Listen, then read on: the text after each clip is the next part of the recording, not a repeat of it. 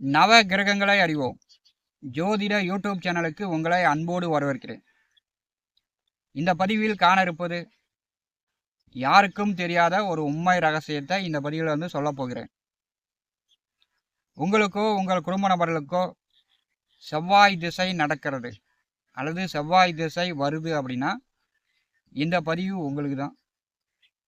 ஏன்னா செவ்வாயை பற்றி இந்த பதிவில் ஒரு ரகசியத்தை பார்க்க போகிறோம். செவ்வாய் பகவான் அப்படின்னாலே பார்த்தீங்கன்னா நவகிரகங்களில் செவ்வாய் முழுமையான பாவக்கோள். செவ்வாய்க்கிழமை அப்படின்னாலே குருட்டுக்கிழமை. செவ்வாய்க்கிழமை கண்ணு தெரியாத ஒரு இருட்டு குருட்டுக்கிழமை. ஆனால் செவ்வாய்க்கு மங்களக்காரகன் என்று பெயர். பெண்களுக்கு கலத்தரக்காரகன். செவ்வாய் சுய ஜாதகத்தில் நல்லா இருந்தால் தான் பெண்களுக்கு திருமண வாழ்க்கை நல்லா இருக்கும். செவ்வாய் நல்லா இருந்தால் தான் வீடு, சொத்துக்கள், பாசன வசதி இப்படிலாம் அமையும். செவ்வாய் கெட்டு போயிட்டார் அப்படின்னா பூமி நமக்கு நம்ம பேரில் பட்டா வராது. புறம்போக்கில், மலையோரத்தில், அம்மா வழியில், பாட்டி வழியில் பெண்கள் சொத்துக்களை அனுபவிக்கக்கூடிய ஒரு யோகத்தை கொடுத்துரும். அப்பா வழியில், தாத்தா வழியில், தன்னுடைய பரம்பரை வழியில் ஆண்கள் சம்பாதித்த சொத்துக்கள் அனுபவிக்க முடியாது. செவ்வாய் பகவான் காலபுருஷனுக்கு 1 8ஆம் வீட்டின் அதிபதி. மேசம் விருச்சிக ராசியில் ஆட்சியும், கடகம் ராசியில் நேசமும், மகரம் ராசியில் உச்சமும் பெறக்கூடியவர். காலபுருஷனுக்கு 4ஆவது வீட்டில் செவ்வாய் நேசம். ஒருத்தருக்கு செவ்வாய் திசை வருது அப்படின்னாலே பார்த்தீங்கன்னா வீடு, நிலம், சொத்து சார்ந்து பல லட்சம், பல கோடி ரூபா, பல ஆயிரம் ரூபா கடன் வாங்கிடுவாங்க. கடன் வாங்கி ஆகணும். கடனே இல்லை, நான் கடன் வாங்க மாட்டேன் அப்படின்னா செவ்வாய் திசையில் குடும்பத்தில் ஒரு இறப்பு நடக்கும். செவ்வாய் திசையில் பல ஆயிரமோ, பல லட்சமோ, பல கோடியோ கடன் வாங்கிட்டா இறப்பு இல்லாமல் தக்காத்தி கொள்ளலாம். ஏன்னா காலபுருஷனுக்கு 8ஆம் அதிபதி தான் செவ்வாய். செவ்வாய் திசை நடக்கும்போது ஒரு வீட்டு மனைனாச்சும் வாங்கணும், ஒரு விவசாய நிலனாச்சும் வாங்கணும் அப்படின்னு வாங்கினால் அது பார்த்தீங்கன்னா தன்னுடைய பேர பிள்ளைக்கு உதவாது, தன்னுடைய மக்களுக்கு உதவாது. செவ்வாய் அப்படின்னாலே காலபுருஷனுக்கு 8ஆம் இடம் தான். காலபுருஷனுக்கு 4ஆம் வீட்டில் செவ்வாய் நீச்சம். அப்போ செவ்வாய் திசைக்கு முன்னாடியே சந்திரமகா திசையிலேயே வீடு, நிலம், சொத்து, காடுலாம் வாங்கி போடணும். செவ்வாய் செவ்வாய் திசை நடக்கும்போது எந்த தொழில் செய்தால் கண்டிப்பாக முன்னேற்றம் அடைந்து விடலாம். செவ்வாய் திசை நடக்கும்போது இந்த தொழில் செய்தால் கண்டிப்பாக முன்னேற்றம் அடைந்து விடலாம். காலபுருஷனுக்கு 4ஆம் வீட்டில் செவ்வாய் நேசம். 1 8ஆம் வீட்டின் அதிபதி, 10ஆம் வீட்டில் உச்சம். ரியல் எஸ்டேட் தொழில் செய்யக்கூடியவர்கள் செவ்வாய் திசையில் ரியல் எஸ்டேட் தொழில் செய்யலாம். அது தன்னுடைய பேரில் பத்திரம் வரக்கூடாது. ஏன்னா செவ்வாய்க்கு கடும் பகையானவர் புதன். மேசத்திற்கு 6ஆம் இடமாகவும் விருச்சிகத்திற்கு 8ஆம் வீடாகவும் புதனுடைய வீடு வரும். செவ்வாய் மகா திசை வரும்போது ரியல் எஸ்டேட்டு தொழில் செய்யலாம். ஆனால் பத்திரம் உங்கள் பேரில் வரக்கூடாது. அப்படியே வாங்கி கமிஷன் அப்படியே மாற்றி விட்டுருங்க. ரியல் எஸ்டேட்டு தொழில் செய்யும் போது செவ்வாய் திசையில் பல கோடி, பல லட்சம் பணம் சம்பாதித்து கோடீஸ்வரன் ஆயிடலாம்.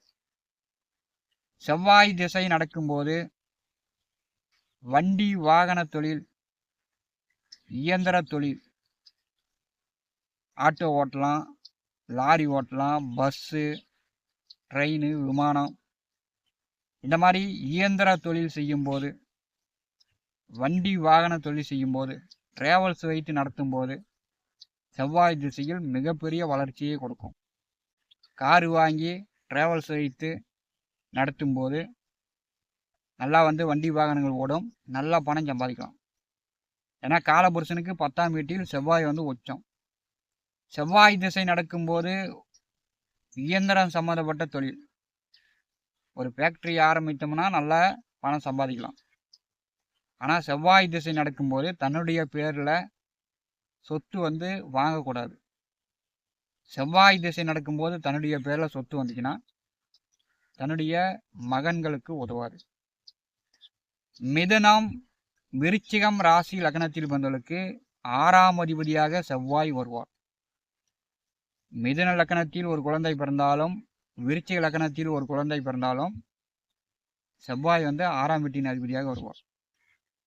மிதுன லக்னத்தில் ஒரு குழந்தை பிறந்து, விருச்சிக லக்னத்தில் ஒரு குழந்தை பிறந்து அவங்களுக்கு வந்து செவ்வாய் திசை வந்துச்சுன்னா கடன் வாங்கி வீடு கட்டுறது, கடன் வாங்கி ஒரு வீட்டு மனை வாங்குறது, கடன் வாங்கி விவசாய நிலம் வாங்குறது, இப்படி கடன் வாங்கி உபத்திரம் ஒவ்வொருத்தரைங்களை விட்டு போயிடுவாங்க. முன்னாடி தலைமுறை செய்த பிரச்சனை தான், முன்னாடி தலைமுறை விட்டுட்டு போன பிரச்சனை தான் இப்போ இந்த தலைமுறையெல்லாம் அனுபவிச்சுட்டு வந்துட்டு இருக்கிறாங்க. முன்னாடி தலைமுறைலாம் எப்படி காடு வாங்கினாங்க அப்படின்னா, தடம் இல்லாத காடு, வழிபாதை இல்லாத காடு, மலையோரத்தில் விற்கவே முடியாத ஒரு இடத்துல போய் காடு வாங்கிச்சுட்டு விற்க முடியல, தடம் பார்த்தீங்கல்ல அப்படின்னு அவங்க வந்து மற்றவர்களிடம் பக்கத்தில் இருப்பவர்கள் மேல் அனாவசியமாக சண்டை கட்டிக்கிட்டு தடத்து பேரில் கோர்ட்டில் போய் கேஸு போட்டுக்கிட்டு தேவையில்லாமல் பணம் காசு சம்பாதித்ததாய் விரயம் செய்து கொண்டிருக்கிறார்கள். இதெல்லாம் ஏன் அப்படின்னா, செவ்வாய் திசையில் சொத்துக்கள் வந்து தன்னுடைய பேரில் வாங்கும்போது தான் அது வந்து பரம்பரைக்கு பிரச்சனையே உண்டு பண்ணுறது. செவ்வாய் திசை நடக்கும்போது சொத்து வாங்கி வச்சுட்டா வாழையடி வாழையாக தன்னுடைய வம்சம் அந்த சொத்துக்களில் இருக்கும் வரை ஒவ்வொருத்திரியப்பட்டுக்கிட்டு தான் இருப்பாங்க. ஒரு நிம்மதியாக வாழ முடியாது. இது வந்து என்னுடைய அனுபவபூர்வமான உண்மை. செவ்வாய் திசை நடக்கும்போது நல்ல இடத்துல போய் சொத்துக்கள் வாங்க முடியாது. ஒரே பிரச்சனை உள்ள இடத்தில், தடம் இல்லாத காடு, மலையோரத்தில், வழிபாதை இல்லாத, கொம்புள்ள மிருகங்கள், காட்டு விலங்குகள் வரக்கூடிய ஒரு இடத்துல, இந்த மாதிரி செவ்வாய் திசை நடக்கும்போது நல்ல இடத்துல போய் காடு வாங்க முடியாது, சொத்துக்கள் வாங்க முடியாது. அதே மாதிரி நல்ல விதமாக அந்த சொத்துக்கள் வாங்க முடியாது. கடன் வாங்கி போடுறது. செவ்வாய் திசை நடக்கும்போது ஒருத்தர் வீடு கட்டுறாங்க அப்படின்னா கடன் வாங்கி வீடு கட்டுவாங்க. கடன் வாங்கி வீடு கட்டிட்டாங்க அப்படின்னா ராகு திசை பிற்பாதி முடியும் வரை கடனை கட்ட முடியாது. அவர் மாதிரி அசிங்கம், அவமானம், கெட்ட பெயர். செவ்வாய் திசையில் வீடு கட்டினாலும் சரி, நிலம் சொத்துக்கள் வாங்கினாலும் சரி, அது வந்து பார்த்திங்கன்னா தன்னுடைய பேரப்பிள்ளை வரை ஒரு பிரச்சனை, ஒவ்வொருத்திரியம், ஒரு நிம்மதி இல்லாமல் அடித்தடி சண்டையோடு தான் போயிட்டுருக்கும். செவ்வாய் வந்து காலபுருஷனுக்கு 1ஆம் அதிபதி, அவர் வந்து 8ஆம் அதிபதி. 8ஆம் இடம் அப்படின்னாலே சண்டை சச்சரவு, காவல் நிலையம், கோர்ட்டு கேஸு, அசிங்கம், அவமானம். 8ஆம் இடத்தின் வழி 1ஆம் இடத்துக்கு பாதிப்பு. மன நிம்மதி இருக்காது, சந்தோஷம் இருக்காது, மன குழப்பமாக சம்பாதித்த பணத்தெல்லாம் வீண் விரயம் செய்துவிட்டு, ஏன்னா 4 10வது வீட்டிலே செவ்வாய் வந்து நேச உச்சம்.